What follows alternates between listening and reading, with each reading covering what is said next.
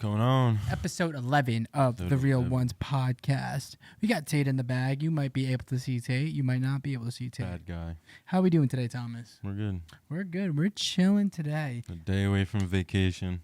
TP, where you going? Tell the people where you're going. Florida. What you doing out I there? feel like people are really testing me on my last day here in Jersey. Why? I don't know. Yeah, but what are you going to be doing down there? I'm going down with my two friends. We'll be in Naples. Shout out Thomas. Shout out Thomas. Shout out Joe. It's good to get away for a little bit. You know, I just got away for a little bit. Joe gets away. I get away sometimes. Benny, how you doing over there? Benny. Chilling. We're back. We're back. Let's kick it off. I actually wrote this intro, so you want to hear it. Cynthia is a 23-year-old Sri Lankan woman who has become a huge presence on TikTok and Instagram. She goes by Shawtysin on social media platforms and has grown over 1.6 million followers on TikTok and 214,000 on Instagram. She originally started posting makeup tutorials for fun and quickly grew into a public figure for beauty standards and South Asian culture. Let's welcome Shawtysin. How was that, by the way? That was perfect. That was perfect. Ashley, really professional, right? You did a great job. How have you been? You've been busy? Yeah, I have. My sister's baby shower just recently happened.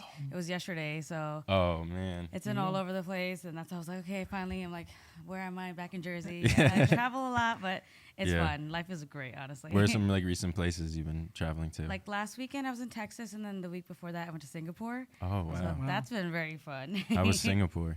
It was very humid. It's like rain season there, so. I was like, I can't wait to go back to America. Were you there? Were you there for just like personal, or it was supposed to be like a vacation with my mom, but it felt more like work. And you do a lot of stuff with your mom, right? Yeah, I do. Yeah, we watched. We love. Like, yeah, basically, no. Is she like a momager to you? Kind of. Yeah, I would say that. People see like her sweet side, but she's really like, girl, this post won't do good. You look ugly. Really? Wow, she keeps it real with you. Very real. Like, sometimes is it like too much, or you just love it? Oh, I love it. No, I need her advice because she humbles me. She keeps me humble. She's like, girl, you're nothing without me. Grounds you, really. Right. Right? I mean, that's great that your mom supports you. Thank as you. much as she does. It took a while, but now we're here. So, how do you know Ashley? We went to college together. Rutgers, right? Yes. We had a couple of Rutgers alums already on the podcast, right? Yeah. We're pretty successful, The Rutgers wave. There we go. That's awesome. So when did you first get into posting content?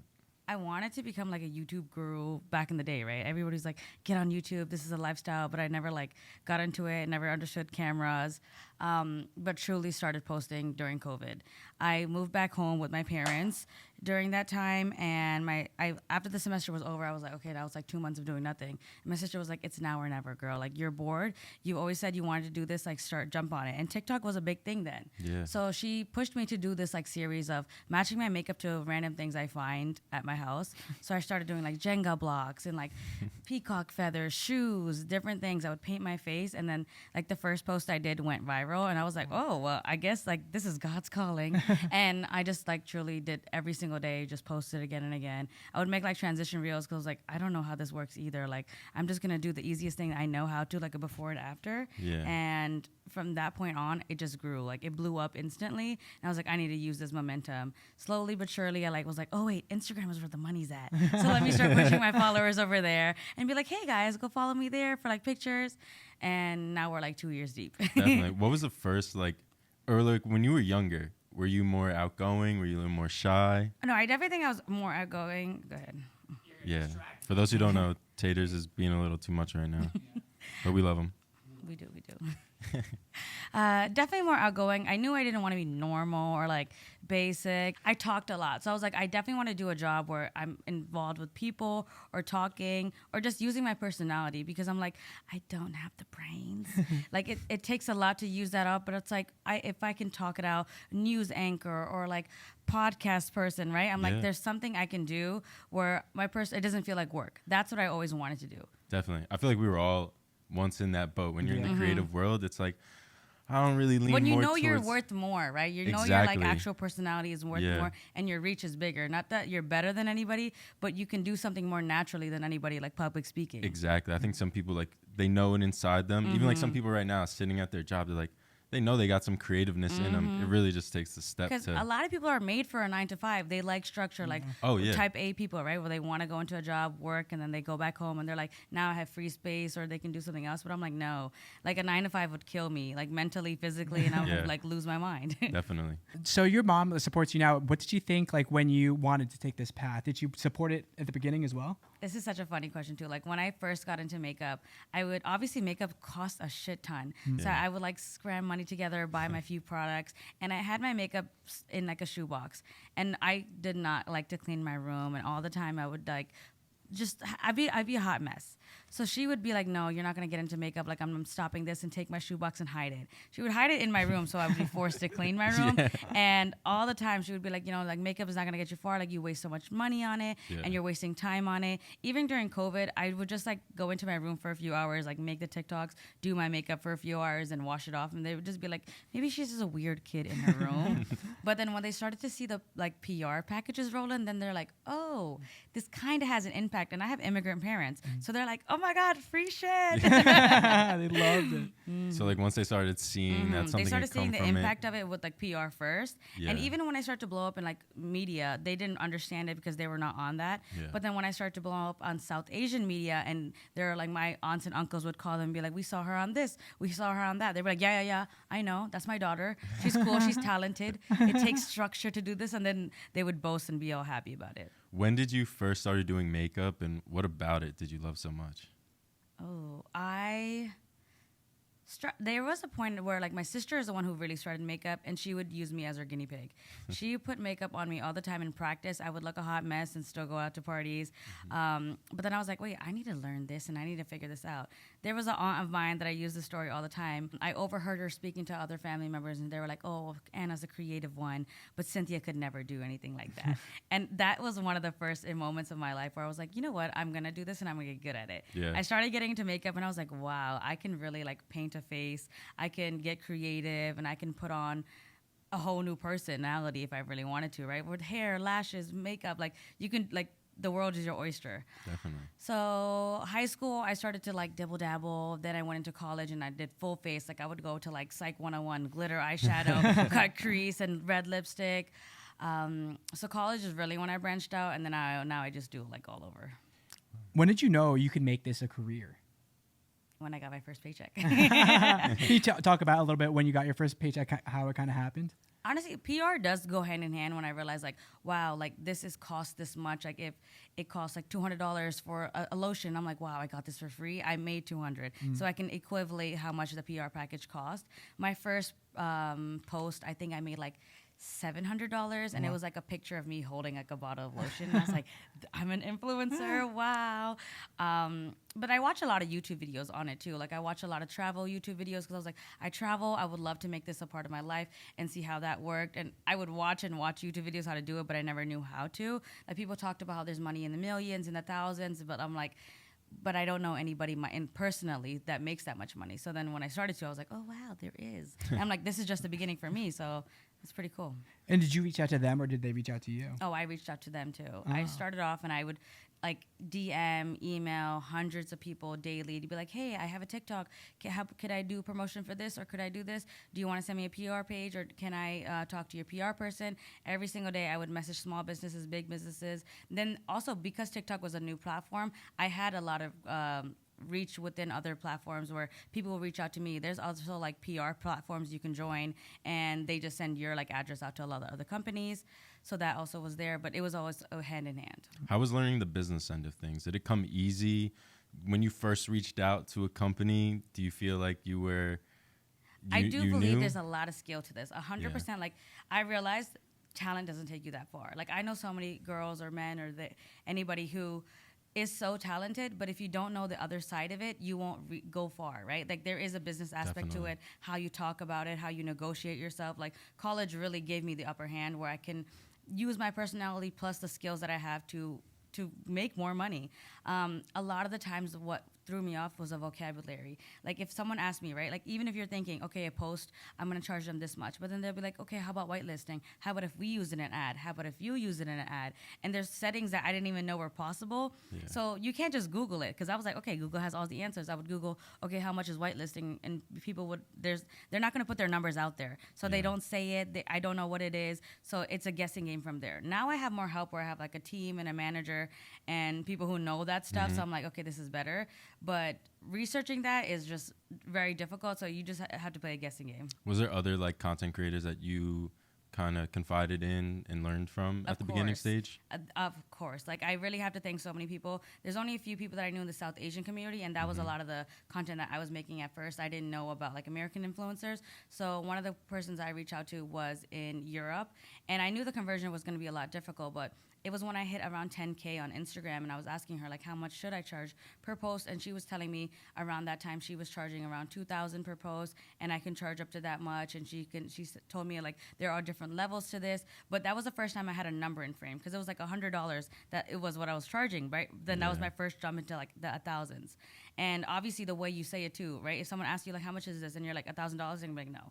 But if you give them a huge like canvas layout of like, oh, I'm this, and this is my rate, and it's $30 per day, or like you just switch it up, it's gonna be, oh yeah, of course we got you. Exactly. And then that's how they change up on you. Exactly. Yeah, you really need to position yourself like a professional. I learned from him. Like he was more of a marketing background, and I came in with just pure filming skill and love, and listening to him on a phone call. Like you kind of need to be surrounded by other people using that terminology. Exactly. You can read it on Google, but you gotta put yourself in those real life instances.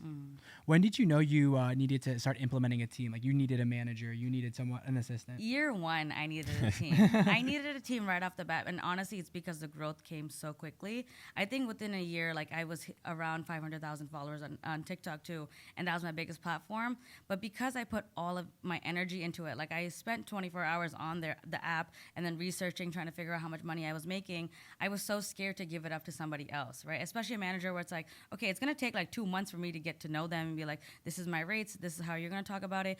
And then even with passwords, even to this day, I'm like, do I give them my password? Because one wrong person can ruin my entire career, because this platform is my career. So I did push off on it for 2 years, and I was like, I'm going to do it on my own. But that is what pushed me back. I can tell you now, like I was making half or even like 1/3 of the amount I was making by myself, because other brands knew that. Like a brand would know that you're standing by yourself, so they know they can charge you less than if you're standing with a company that is very reputable, right? So this year during the summer, I did a trial with my first manager, and I hit it off the bat, and I was like, I need someone even bigger than that, because I need a bigger team. So I switched on to a bigger team. That's awesome. And circling back now to like your first post, so your first post went viral. How important was that second post? Like, were you nervous about the second post, like the big follow up, or like? I think it was more like adrenaline and excitement. Like I was like, oh my god, like this something, like somebody's actually watching me. Like they're looking forward to this. I'm enjoying it. Like it was a lot of positive feedback, and that's all I wanted. And especially in the front, because it was so fun, and that's why I was doing it. It was like I wasn't making any money either, right? Like it wasn't my career. It was just a way to express my creativity. So it was perfect. There was no pressure. When you started creating content too, like when did you know you wanted to infuse just more than makeup in your culture and your background and your family? This goes back to like personality. I feel like I was meant to be famous, you know? I've always wanted to be on TV. I'm here for the drama. I'm here for a good lifestyle. And I'll say it too, right? I'm like, I'm here for the money. Yeah. Like there is money out there. Most of the time it's given to a white person. Most of the time it's given to a man. And if I can come and take it, I will. So, because I want to get onto TV and too, this is the business aspect of it, you can't stick to a niche. I can be always known for makeup, and I love doing makeup. I never wanted to create that as my job and be like, okay, I have to do clients, or I have to do it and I want to do it, or promote a product that I don't like. And if I got into other things of lifestyle, now I get into fashion, I'm into food. But this is actually, it's not like it's fake, because we all are into it, right? This is a part of our lives. And if I invest my time into it, where now I can make money off those aspects and do makeup for fun and still give the people what they want, it works perfectly for me. So what type of drama-filled shows do you like to watch? Oh, my God. Now I don't honestly have the time to watch as many dramas. I'm into Dynasty right now.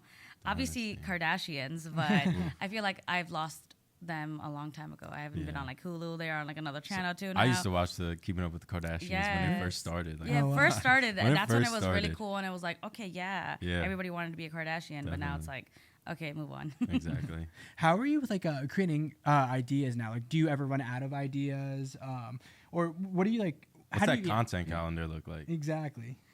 I go with the flow, and I try not to overdo it with myself too, because I know people are like, "Oh, you're gonna get burnout. You're gonna lose creativity," and I'm like, I just live my life. Like even right now, what's most viral for me or what's going good for me is my get ready with me, and none of them are like planned or scheduled. Like if I'm getting ready, like today I got ready for this podcast, I did a get ready with me. It is as chaotic as my life is, and because I get to post authentically what's happening in my life, it's so much easier. Like people who do vlogs, it's easier for them because they're literally posting what's happening in their everyday life. That's the type of content I'm focusing on right now because I don't run out of content. I'm just living my life. Yeah. Do you ever feel like you have to do? So you do vlogs, right? Do you ever feel like you need to do something fun for the day because you have a vlog, or is it kind of just everything's kind of just like natural?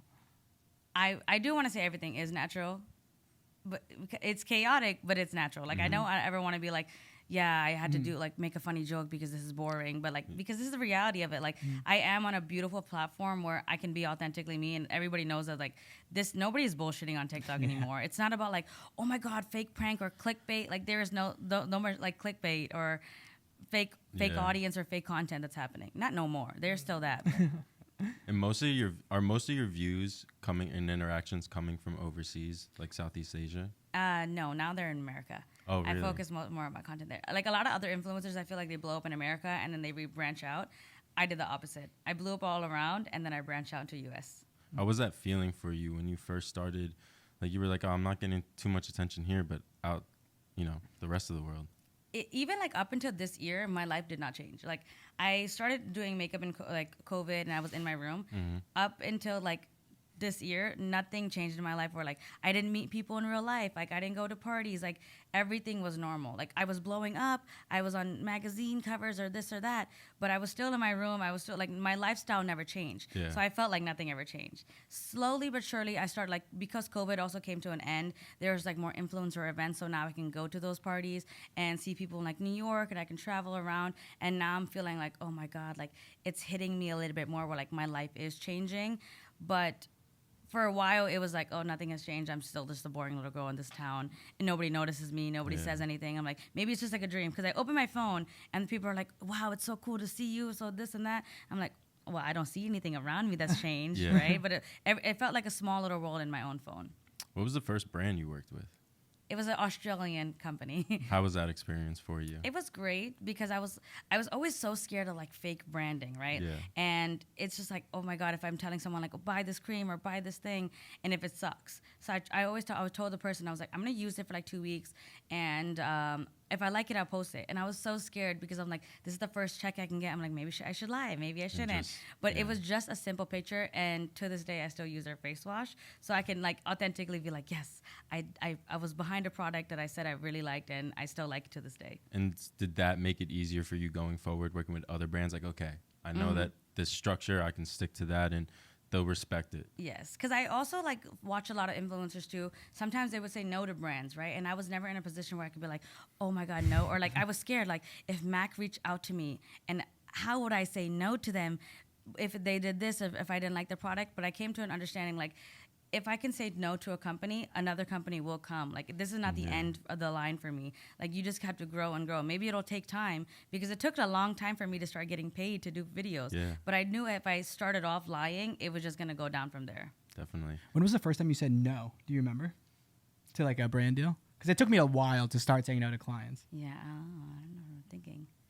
A lot of small brands were the first ones that I said no to, because it was like products I didn't like, or people would always hit me up for like liposuction and doing like medical work on myself. So I was like, no, this isn't worth the money for me, or just like the message I want to relate to my audience. But makeup brands, I feel like it was, oh my god, Benefit. I told my audience about this too. I'm like, God, I hope they're not watching. Obviously, I'm a drugstore queen where I'm like, I'm gonna get my bargains worth, right? Yeah. And I love a high-end makeup product, but this the Benefit Brow product is like $30 for an eyebrow pencil. And I was like, used to tell my followers too, I'm like, if they're not paying me $1 million, I'm not doing this. And if you see that Benefit Brow pencil and I make an ad, that means I got paid $1 million to make that ad. Even to this day, I'll tell people, I'm like, if you ever see me holding that brow pencil, that means I made my first $1 million. One of the brands you work with is MAC Cosmetics. Yes, I have worked with them. We worked with MAC Cosmetics. We have, yeah. We've done a bunch of their influencers events, actually with people from like Southeast Asia, probably like all across the world. It was fun. I remember first getting hit up. I was like, oh damn, they're really hitting us up to shoot it. Yeah. But we've done a few events with them. Yeah, New York It's Fashion fun. Week. Fashion Week. You've been to New York Fashion Week? Yes, I have. How do you like it? Amazing. I love it. Yeah. I feel like I was made for it. People go back and they're like, oh, this is exhausting. I'm like, no, give it to me again. And obviously I don't think I'm like super involved or like I'm front row in every show or anything. Yeah. But for my first few years, I think I've had a blast and it can only just get better. How important is like networking at these events for you? Do you like network with a bunch of different influencers while you're there too? Extremely important. Especially because as a person of color, you are always going to get the lowest end of the bargain. And I feel like even if I can help somebody else out, like if people are not willing to help me out, I'm going to go up to them and be like, hey, here's my email, here's this. If you ever want to talk about something or like exchange rates, I'm okay with that. And I'll tell you this. Or if you need a PR brand, like we can help each other out because there's enough money to go around. And especially now, I'm more focused on talking to a lot of people in the different areas, right? Where like there's fitness influencers and I'm like, how do you guys post, or what's your like background? What do you do? And just learning about their stuff can help me and grow my page. Definitely. And so you infuse more than just makeup, like we were saying, like your mom as well. Can you talk about your mom and how important she is to you in your career? Oh, I hate her. No. She's the worst. Right. But she is obviously my number one supporter. I live with her. She cooks for me. She cleans for me. As much as I want to like shit on them, my parents really just make my life a lot easier. From like PR packages, I don't even realize, like I'll get a bunch, I'll open them up, and then as I'm like unboxing them, my dad's already like recycling those boxes, right? And obviously it's more work for me, but the small things is what makes it different. And them being immigrants, they don't understand a lot of part of it, like why I'm talking to my phone or why I'm posting certain things or what's happening, but they try to support me in the best way they can. Like sometimes my mom was like, why do you have to show small parts of your life? Like, isn't that personal? And she doesn't like realize I would love for it to be just like vlog style or like I'm getting ready for a TV show. So I'm getting used to posting more naturally and trying to explain that to her. She sometimes has a hard time understanding, but she still would be like, okay, you know what? I believe in you.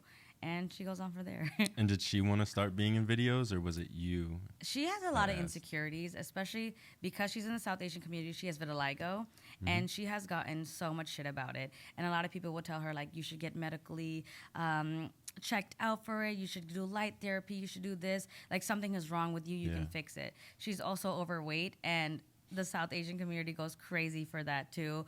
They'll tell her to do all these different surgeries and pills and this and that. But so she's been very like standoffish. However, bringing her onto my platform, she's realized like, wait, people don't ever say anything about my weight, or people don't say, I make sure not to have any, see her. So she didn't see any hate comments. And they're like, oh, she's so cute. And she reads the comments on her TikTok. And she's like, oh, they like me. They think I'm pretty. And then it makes her feel a lot better. So slowly but surely, like I like putting her on more and more because she's feeling more comfortable. Because at first she was standoffish, but because she's getting that like good feeling about it, she's coming back. Do you ever deal with like negative comments like on your stuff? Of course. And how do you deal with that? I love it. At the end of the day, it's because as you always see those memes and comments, right? Like they're paying my bills. They are paying my bills, right? Compared to engagement for like 5 comments of like good comments and I delete your bad comments. No, I can have 8 comments and 2 of them you're calling me fat, right? At the end of the day, your comment is a comment. I'm going to leave it there. My supporters are like amazing and they'll fight for it too. They'll be like, you suck. And also they always don't have a profile picture and they're like some like scary little person sitting in a corner and like they came from their 9 to 5 like just hating on other people, right? So I'm like, I'm living good. This is all I can ask for. It's tough nowadays, like you said, like from talking to you, it seems like you're made for it, because as soon as we bring up the hate, you're like, I love it. Like, someone bullied us into getting a new chair. We got a new chair. Oh, there you go. Sometimes it works for you. Right. Sometimes it works. Sometimes it works. Sometimes we can. It hurt us though. It hurt us. They're like, shit, we need a new chair. What's some advice you would give to someone who's like just starting off on TikTok, or they're like scared to kind of like post something just to like get out of their comfort zone? Easily do it for you. Don't look too much into it. Don't think about like, oh, I need a newest camera. I need the newest angle, the backdrop.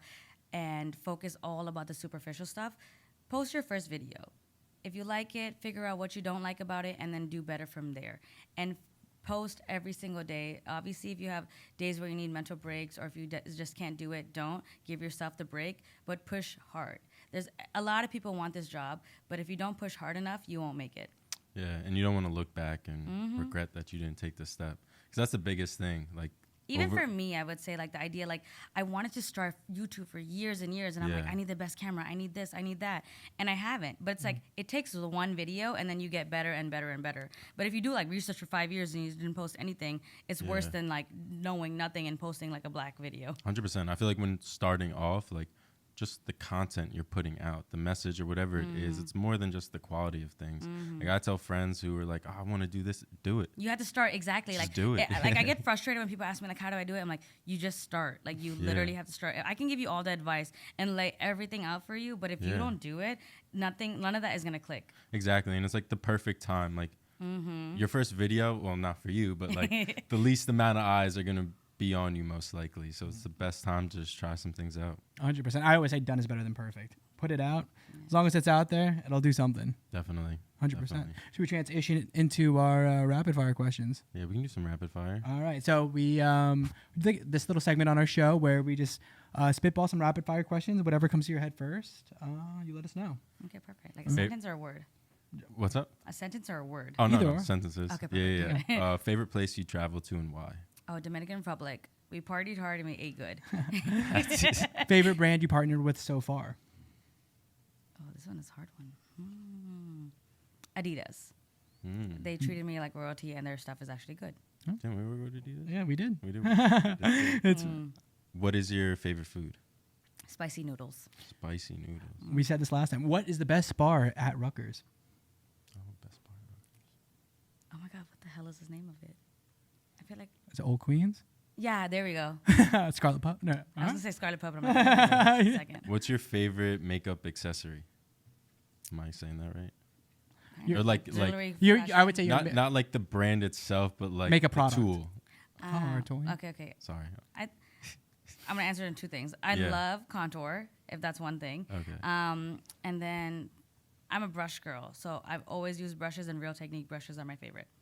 Your dream collaboration Louis with Vuitton. Influencer, like another person. Oh, influencer. Ooh. Can it just be a person too? It could be a person, yeah. Oh my God, The Rock. Ooh. Rock, listening. What was the first like piece of makeup content that you watched? How to apply eyeliner. Do you know who it was? I watched like a million videos Yeah. on that, so.